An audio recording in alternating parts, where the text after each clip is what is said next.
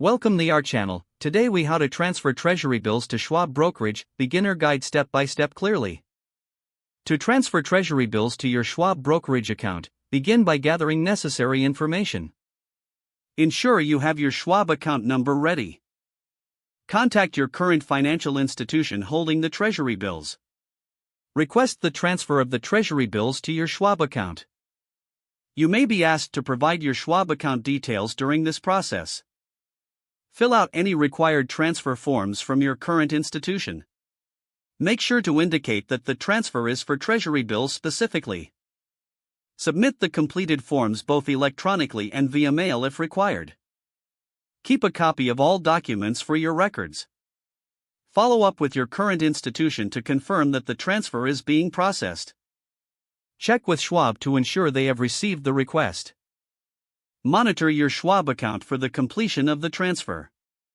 Once the Treasury bills are in your Schwab account, review your account statements. Ensure that all details of the Treasury bills are accurate in your Schwab account. If you encounter any issues, reach out to Schwab customer support for assistance. You are now ready to manage your Treasury bills through Schwab. If the page does not load, refresh the browser or try again in a private or incognito window.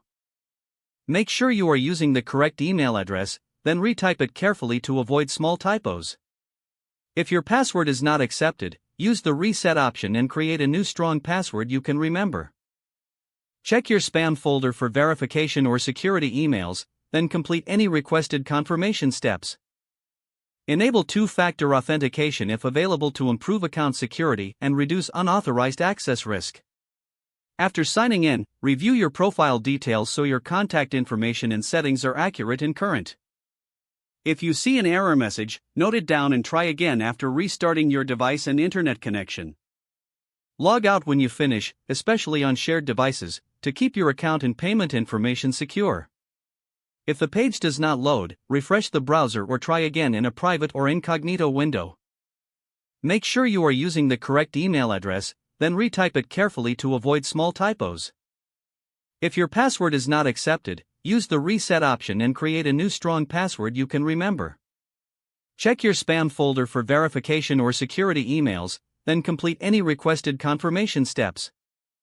Don't forget to like this video and subscribe to our channel for more step-by-step tech guides.